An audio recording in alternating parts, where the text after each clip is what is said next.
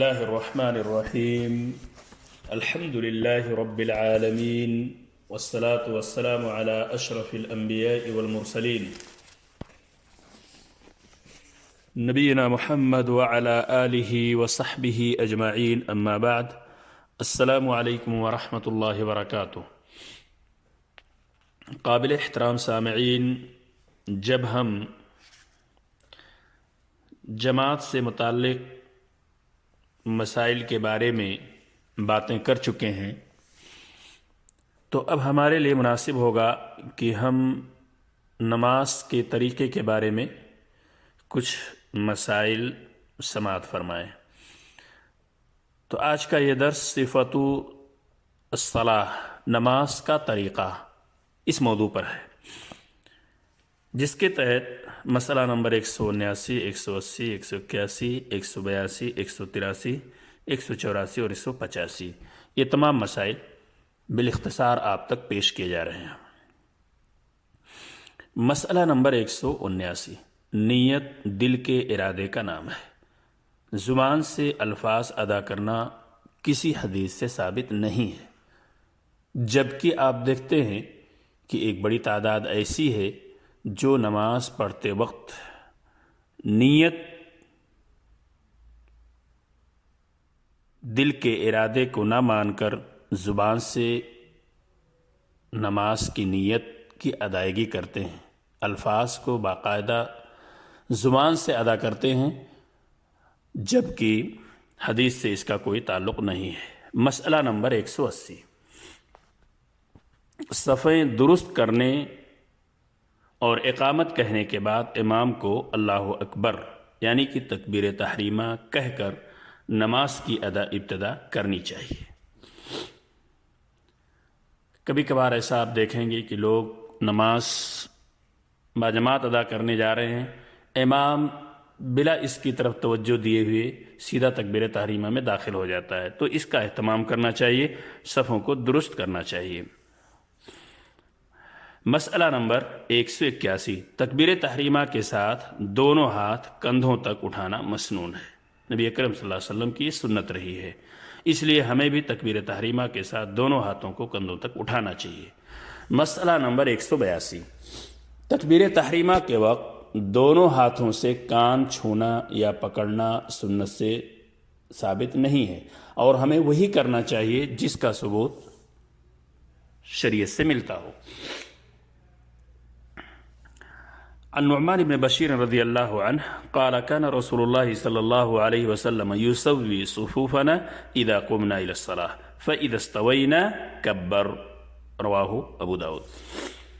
حضرت نعمان بن بشیر رضی اللہ عنہ کہتے ہیں کہ جب ہم نماز کے لیے کھڑے ہوتے تو رسول اکرم صلی اللہ علیہ وسلم ہماری صفیں درست فرماتے، پھر اللہ اکبر کہہ کر نماز شروع کرتے. اسے ابو داؤد نے روایت کیا ہے. عن ابن عمر رضی اللہ عنہما ان رسول اللہ صلی اللہ علیہ وسلم كان يرفع يديه حذو منكبيه اذا افتتح الصلاة، متفق علیہ. حضرت عبداللہ بن عمر رضی اللہ تعالیٰ عنہ سے روایت ہے کہ رسول اللہ صلی اللہ علیہ وسلم نماز کے شروع میں اپنے ہاتھ کندھوں تک اٹھاتے تھے.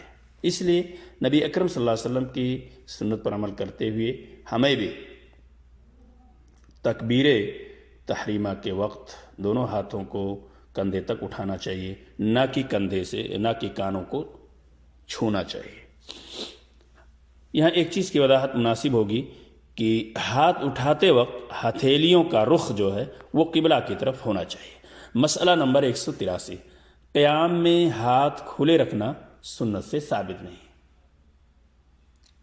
کئی لوگوں کو آپ دیکھتے ہوں گے کہ جب وہ نماز کی ادائیگی کرتے ہیں اور حالت قیام میں ہوتے ہیں تو بجائے اس کے کہ ان کا ہاتھ سینے پہ ہو، دونوں ہاتھ چھوڑ کے نماز پڑھتے ہیں، لیکن اس کا کہیں کوئی ثبوت نہیں ہے.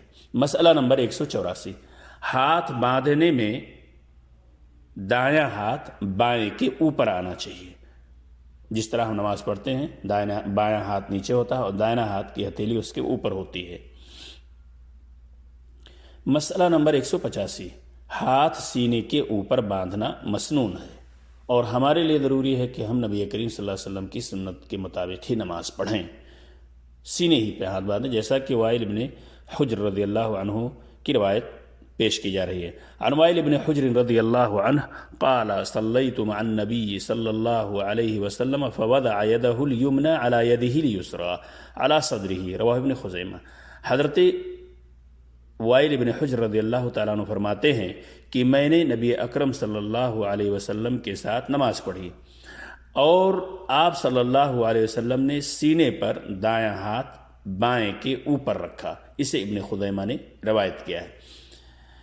یہاں ایک چیز کی وضاحت بھی ضروری ہے کہ تکبیر تحریمہ کے بعد رکوع میں جانے سے پہلے کا جو قیام ہوتا ہے، یعنی ہاتھ باندھ کر کھڑے ہوتے ہیں، اسی کو قیام کہتے ہیں۔